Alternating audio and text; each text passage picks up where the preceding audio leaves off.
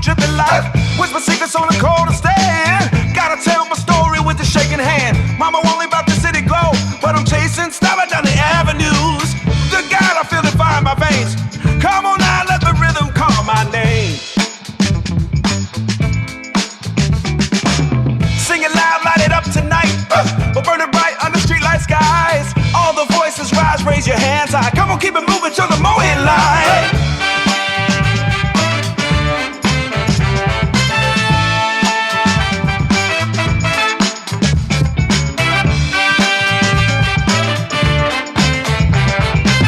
Sneakers scuff the pavement in the rain. Every gut's a drum to ease the pain.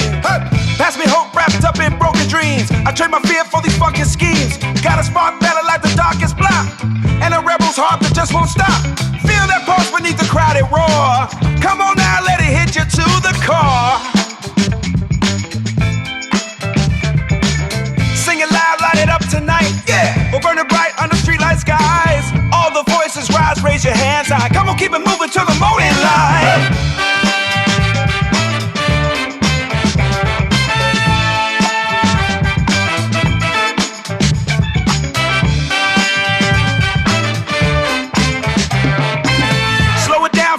Low.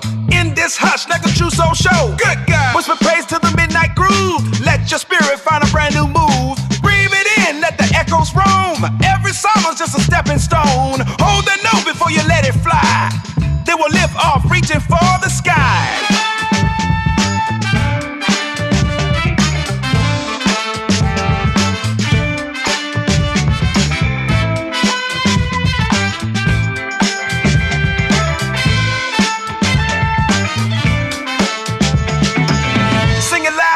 Tonight, we're burning bright under streetlight skies. All the voices rise, raise your hands high. Come on, keep it moving till the morning light. Let that fever burn inside your soul.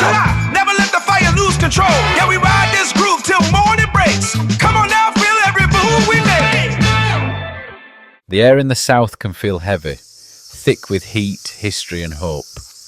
In the summer sun of Barnwell, South Carolina, a young boy kicks at the red clay dust, leaving small clouds behind him as he walks barefoot down a dirt road. That boy's name is James Brown. He doesn't have much. A roof that leaks when it rains, shoes worn through to the sole, a mother who's left, and a father who's mostly gone. But he does have rhythm, deep inside his bones, pounding in his chest like a heartbeat that refuses to give up. When the church bell rings on Sunday, he's there standing at the door, watching the congregation move. The choir sways, the preacher shouts, and the drummer slaps the snare in time with the shouting and the tears. To James, that sound, that rhythm, isn't just music, it's survival. Every stomp of a foot, every clap of a hand is a promise that tomorrow might just be better than today. By the time he's a teenager in Augusta, Georgia, James is hustling to stay alive. He shines shoes outside barbershops, dancing a little while he works, just enough to make the men laugh and toss him a coin or two. He learns that movement gets attention, that rhythm opens doors. He starts to dream of the big stage, even if he's still stuck on the curb. Sometimes he dances on the street for nickels, twisting, spinning, sliding, turning the sidewalk into his stage. He's poor, hungry, sometimes in trouble with the law. But when he dances, he's free.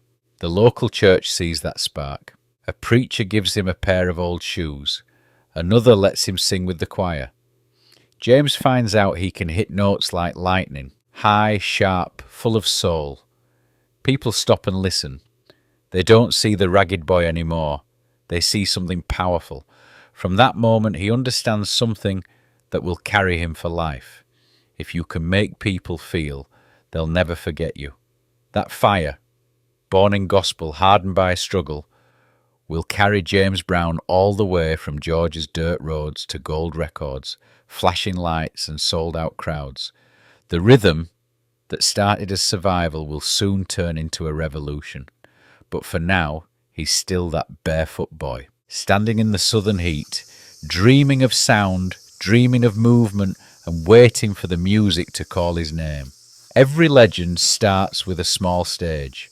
For James Brown, it was a tiny local hall in Toccoa, Georgia, a crowd of maybe 50 people, the floorboards creaking, the lights buzzing like tired bees. He wasn't famous yet. He wasn't even supposed to sing that night. But when the microphone was passed to him, something raw and unstoppable burst out. He dropped to his knees, screamed, like a man being saved and set on fire at the same time. The crowd didn't know what hit them. In that moment, the name James Brown stopped being just another man. It became a force. He joined a group called the Famous Flames. They wore sharp suits, practiced dance steps until the soles of their shoes smoked, and drove all night to play for $5 and a meal. The rhythm was tight, but James wanted more. He wanted perfection. Rehearsals weren't rehearsals. They were battles. He demanded precision, discipline, sweat. Every horn had to hit the note like a bullet. Every step had to land on the beat. Or someone would hear him shout, "You're late, you're off the one."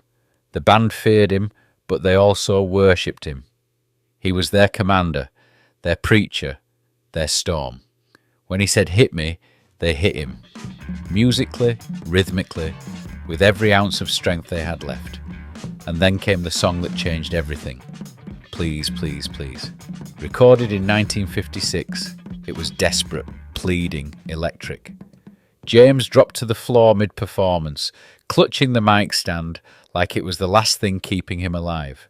Stagehands would rush in to throw a cape over his shoulders, guiding him off stage, only for him to rise again, throw the cape aside, and scream the chorus once more. It was theatre. It was gospel. It was the truth shouted through a man's lungs. Audiences had never seen anything like it. He wasn't just performing, he was testifying. Every drop of sweat on his brow was a declaration that pain could become power, that rhythm could transform suffering into joy. And that's where his style was born. Not in the suit, but in the struggle. James Brown didn't copy anybody. He took the sharpness of a preacher's suit, the polish of a boxer's footwork, the pride of a soldier's stance, and turned it into a signature. He looked like he belonged on stage, even when the world said he didn't. As the 1960s began, the shows got bigger, the lights got hotter, but the fire inside James only burned brighter. He'd built himself out of rhythm, willpower, and sweat, and now he was becoming something rare. A man whose style, voice, and movement couldn't be separated. Every night he left the stage drenched, drained, and grinning. Every night he proved his motto, if you stay ready, you don't have to get ready. And every night the crowd left, knowing they had seen not just a man, but a miracle in motion. James Brown was no longer chasing the music, he was the music. Before James Brown ever opened his mouth, he was already speaking, through the way he looked. By the early 1960s, the street kid from Georgia had transformed into a man who looked like success itself. Tailored suits, crisp collars, shining shoes, every thread pressed to perfection. He moved through backstage corridors and hotel lobbies like a general inspecting his troops. If you worked for James Brown, you dressed sharp, you stood tall, and you looked the part. He understood something that few performers did back then. Style is communication. It tells the world how to treat you before you ever say a word. When James Brown stepped on stage in a suit so clean it could cut glass, audiences saw not just a singer, but a man who demanded respect. The shine of his cufflinks, the gleam on his shoes, the way he flicked that cape off his shoulders, it all said one thing: power. And yet his style was never still. As his sound grew bolder, so did his wardrobe.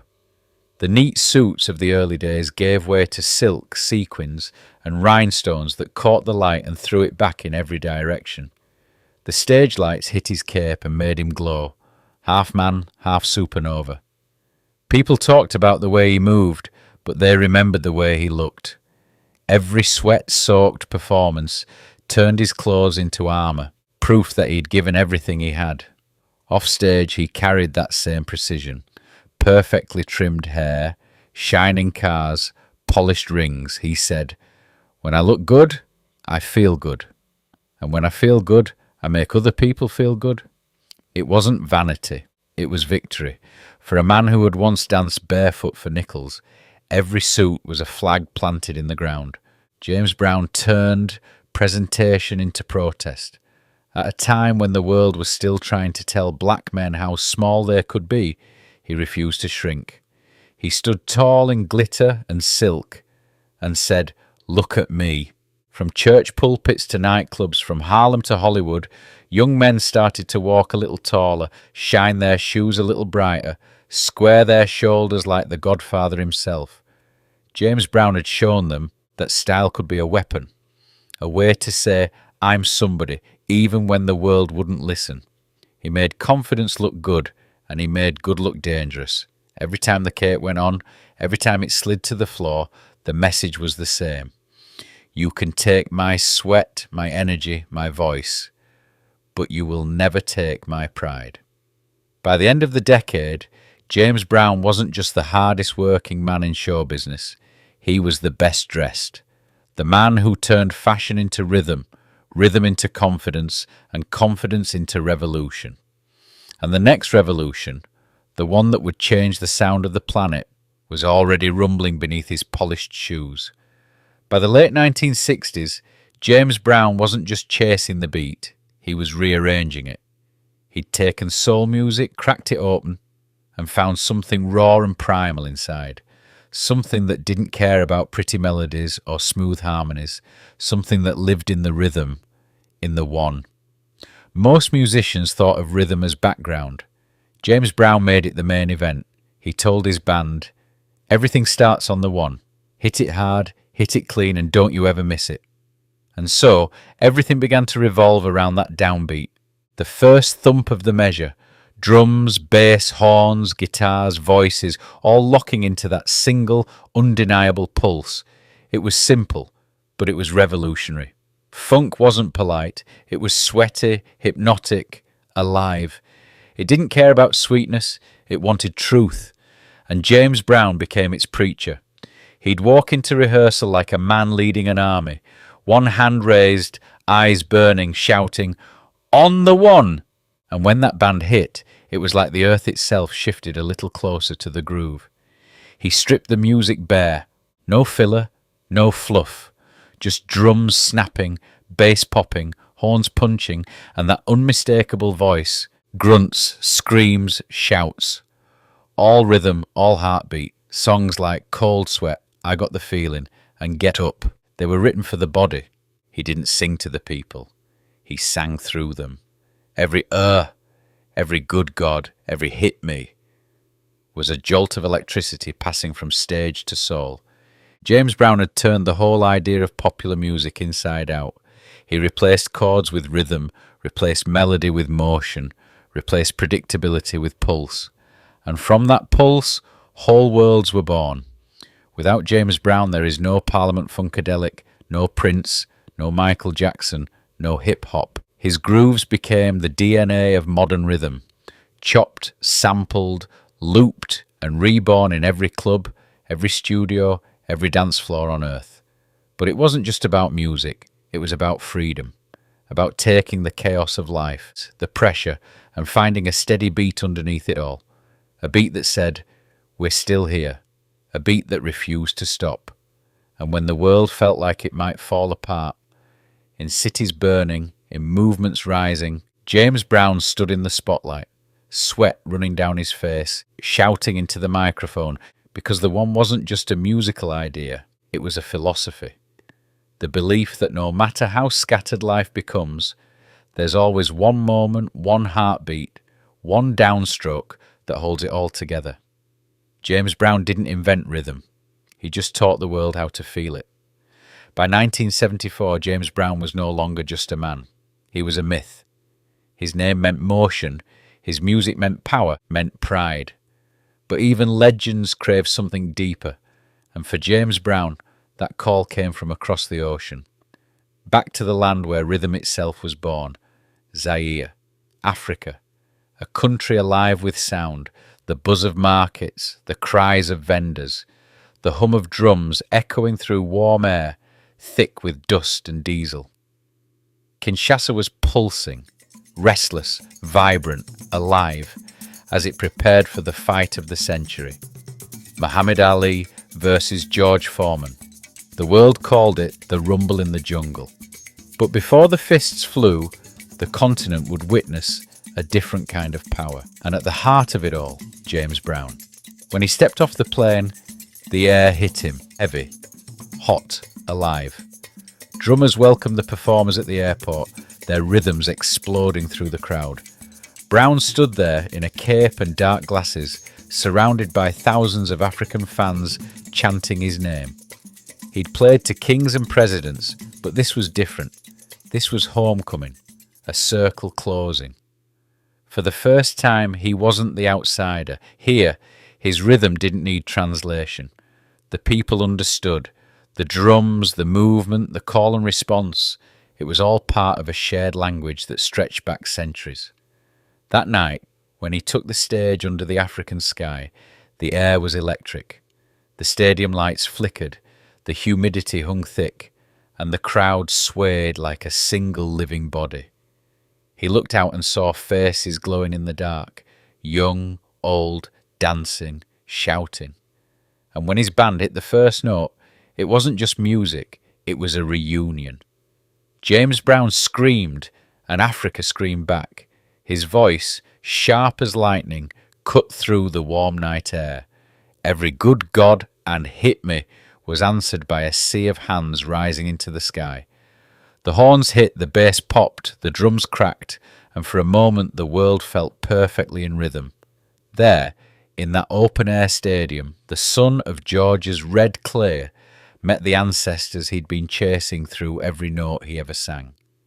He had spent his life trying to control the groove, to command it, shape it, master it. But here, under the African moon, he didn't lead it, he joined it. That night changed him.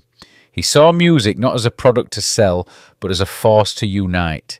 He felt the pulse of history running beneath his feet, the same pulse he'd been carrying all along, hidden under suits and spotlight sweat. The rhythm of the earth itself. After the concert, he stayed awake for hours. He talked with the musicians from Zaire, from Congo, from Nigeria. He watched the people move, hips swaying, shoulders rolling, and he recognized something deeper than performance. It was spirit, the same spirit he'd been chasing since those days in the church back in Georgia. When James Brown left Africa, he was still the Godfather of Soul, but something in him had shifted. He carried a new calm, not the quiet of rest, but the stillness of understanding. He had gone to show the world American soul, but he came back knowing it had always been African at its roots.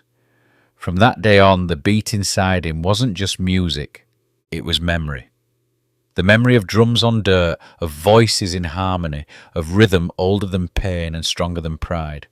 James Brown had come home, not to a place, but to a feeling. And from then on, every time he shouted, "Get on up," he wasn't just calling to a crowd, he was calling to history itself. By the late 1960s, James Brown was more than a performer. He was a symbol. The world was shifting. Cities burned, movements rose, voices demanded to be heard. And James Brown, with his cape, his sharp suits, and his unstoppable rhythm, decided it was time to speak.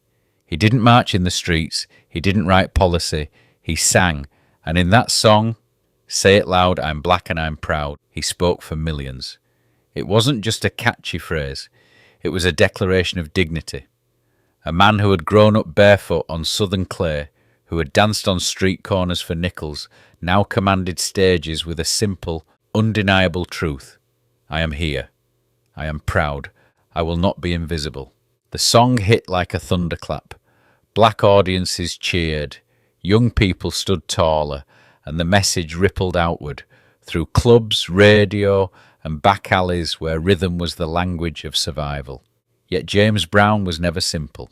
He was fiercely independent, often difficult, sometimes contradictory. He demanded discipline from his band, from his crew, from his city, and yet, in every shouted note, every stomping foot, every swing of his cape, he celebrated freedom.